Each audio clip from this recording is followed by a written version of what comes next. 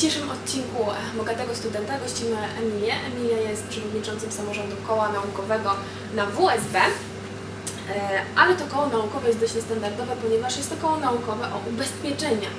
Tak? Powiedz mi, co robicie na tym kole naukowym i dlaczego studentom koło naukowe o ubezpieczeniach jest potrzebne?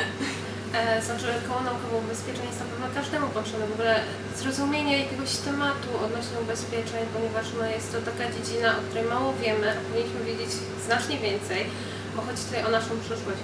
Dzięki ubezpieczeniom mamy taki zakres, że ubezpieczamy się na coś się nam stanie, coś się nam wydarzy, to wszystko jest pokrywane właśnie z ubezpieczeń. Więc każdy z nas powinien coś wiedzieć na ten temat, mieć jakieś tutaj informacje dostępne, wiedzieć, z kim się kontaktować, wiedzieć coś na temat swojej umowy ubezpieczeniowej, że to nie jest tylko papierek, który podpiszemy, tylko że ten papierek ma coś w środku, co jest dla nas bardzo ważne i bardzo konieczne w przyszłości. A powiedz mi, bo skoro koło ubezpieczeń, to pewnie robicie badania na temat wiedzy o samych ubezpieczeniach uczniów. Czy ona jest duża, czy ona jest mała? No, tego nie możemy powiedzieć, ponieważ badania trwają, ale możemy powiedzieć, że pod kątem naszych badań staramy się tutaj różne akcepty wiązać ze sobą, czyli na przykład to, co wiedzą, to, co chcieliby wiedzieć, to, co chcieliby usłyszeć, ponieważ to jest dla nas szarych, zwykłych ludzi bardzo ważne, że okej, mamy reklamę w telewizji, jest są ubezpieczenie, jest taka fajna firma, jest druga fajna firma, ale no nie wiemy, co się kryje pod tym. Zawsze jest jakaś gwiazdeczka albo jakiś drobny nadruczek na końcu umowy, który trzeba przeczytać, jest dla nas najważniejszy.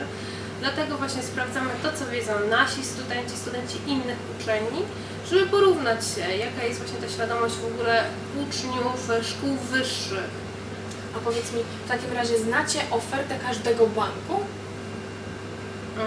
Czy znamy ofertę każdego banku? Przeglądacie na przykład oferty ubezpieczeń różnych banków i na przykład mówicie, Znaczy, że to jest tak, a to jest nie bawimy się tutaj w ofertę banków, jakie polecają ubezpieczenia, tylko patrzymy tutaj pod samymi firmami ubezpieczeniowymi. To znaczy tak, do naszego badania to nie jest nam konieczne. Właśnie takie oferty tych firm ubezpieczeniowych korzystamy w naszych artykułach naukowych, w naszych książkach, zeszytach, opracowujemy je, staramy się na przykład robić konferencje, gdzie wtedy też korzystamy z ofert różnych tutaj firm ubezpieczeniowych. Polega to na tym, że analizujemy to, co posiadają w danej ofercie, sprawdzamy to, tutaj jakieś porównania robimy i chcemy przekazać to naszym studentom, żeby wiedzieli, co się dzieje na świecie naprawdę, w rzeczywistości, a nie taka myśl, o, ubezpieczenia, no dobra, zapłacę, super, jest wszystko jasne. I na tym, żeby wiedza się nie kończyła, tylko Tak. mimo wszystko, żeby się pogłębiała, żeby ta Oczywiście. świadomość była większa. Czyli mamy bardzo duży plus dla studenta, żeby miał on świadomość tego, co on będzie wybierał w swojej przyszłości, jeżeli chodzi o ubezpieczenie, albo nawet i teraz, tak? Ale powiedziałaś też, że organizujecie konferencje. Co to są za konferencje i co się na nich dzieje? Więc tak, mamy dwa rodzaje tutaj takich konferencji. Są to konferencje dla studentów. Mamy ogólnopolską konferencję właśnie z wiedzy ubezpieczeniowo-finansowej. Ona odbywa się różnie. Czasami jest w Toruniu, czasami jest w Poznaniu. Wtedy zjeżdżają się uczelnie z całej Polski. Studenci prezentują swoje artykuły naukowe, które właśnie mamy wydawane w zeszytach naukowych. I to jest jeden z zeszytów naukowych, tak? Tak, to jest jeden właśnie z naszych zeszytów naukowych, w których właśnie są nasze artykuły. Między innymi twój. Żeby się nie Tak, chwalić. oczywiście. W tym akurat znalazł się mój artykuł. Tak. Jest to artykuł odnośnie analizy taryfy OC komunikacyjnego. Wow. To jest bardzo niestandardowe. Jesteś kobietą, a mówisz tutaj o OC. Często dla kobiet jest to bardzo, powiedzmy, czarna magia. Tak? Natomiast Twoje zainteresowanie jest to niestandardowe i pojawienie się w takiej książce też jest jakby wpisaniem do CV. To bardzo dużym, tak? Tak, to bardzo dużo pomaga, ponieważ miałam już okazję chodzić na rozmowy wstępne o pracę do różnych firm ubezpieczeniowych, gdzie właśnie pod takim kątem było pytanie, a coś z tematyki ubezpieczeń Pani robiła, skoro chce Pani tutaj pracować w naszej firmie? A mówię, no tak, to była moja dodatkowa tematyka, ze względu na to, że należy do studenckiego koła ubezpieczeń, dlatego korzystałam z tego, że musiałam zbierać jakąś dodatkową wiedzę i pisałam parę artykułów naukowych. Właśnie jeden z tych to jest analiza taryfy OC komunikacyjnego, a drugim było ubezpieczenie ładunku. Ojej. Tak. Tego jest sporo. Natomiast dobrze, jesteś studentką, miałaś rozmowy kwalifikacyjne, tak? A często teraz pracodawcy chcą, aby studenci mieli już doświadczenie. Czy w tym przypadku to, że uczęszczasz i jednocześnie jesteś przewodniczącą tego koła naukowego, dało Ci dużo plusów u pracodawców? To znaczy Czy na to pewno, ułatwia? to znaczy tak, pomaga to bardzo, ponieważ ja ogólnie jestem studentką, która studiuje na kierunku finanse i rachunkowość. Tak. No i oczywiście wiadomo, że tam są specjalności. Żadna z moich specjalności nie wiąże się z ubezpieczeniami. A dziedzina ubezpieczeń jest bardzo ciekawa. Jest tam wiele rzeczy, które jest do zbadania, do przeanalizowania, którymi można się pochwalić z innymi. Więc to, że uczestniczyłam w kole naukowym, pozwalało mi na to, że zdobywała dodatkową wiedzę z tego zakresu i oczywiście na jakieś dodatkowe doświadczenie, bo jednak prowadziłam badania naukowe, musiałam do danych artykułów zgromadzić jakieś też dane. To wiązało się z tym, że tu jest potrzebny wysiłek, chęć do pracy, chęć do działania, no i w ogóle własna motywacja. Czyli samo koło naukowe można potraktować jako doświadczenie, tak? Tak, można potraktować jako doświadczenie. Czyli na pewno wychodząc ze studiów, jeżeli ktoś rozwija swoje kompetencje poza zwanymi ramami uczelniowymi, tak, godzin, w których się uczymy, warto chodzić na takie koło naukowe, bo jest to dodatkowy wpis do CV, tak? Jednocześnie jest nam łatwiej znaleźć pracę. A powiedz mi jeszcze, przy naszej rozmowie wcześniejszej mówiłaś o tym, że studenci mają bardzo duże korzyści z chodzenia na koła naukowe. Jakie to są korzyści? No moją korzyścią na pewno jest to, że mam dobry kontakt z wykładowcami. Mogę się z nimi kontaktować, komunikować, mówić, że jeżeli mam jakieś problemy, oni pomagają mi rozwiązać te problemy.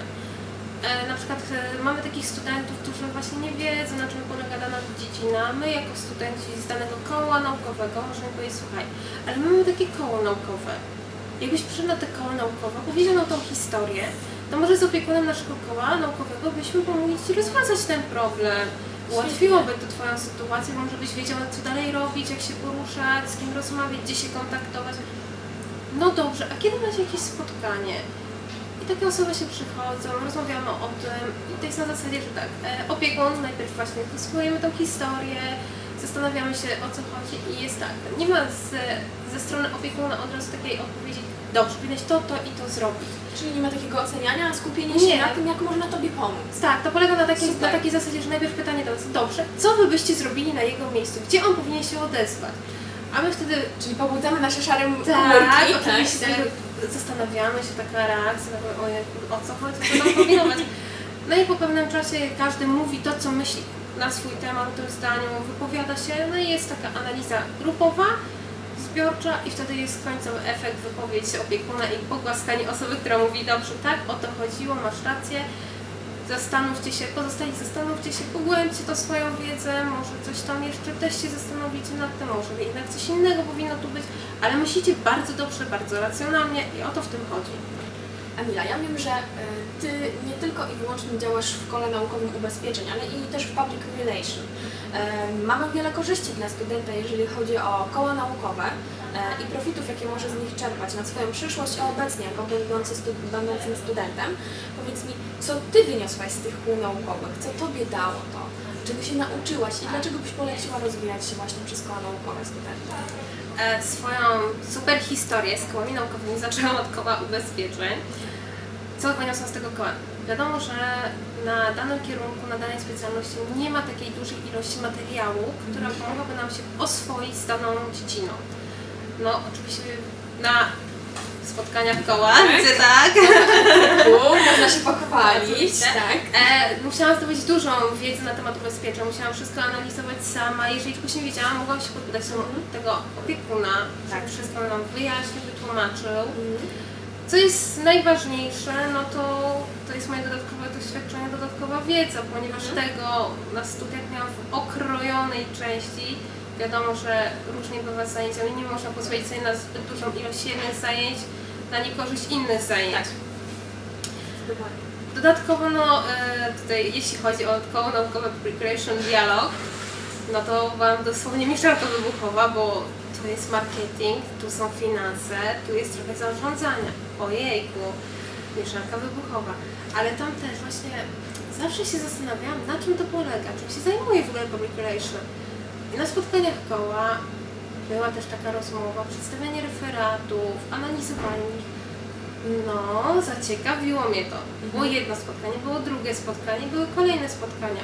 I naprawdę dowiedziałam się dużo ciekawych rzeczy na temat public relation, co dla mnie było czarną magią.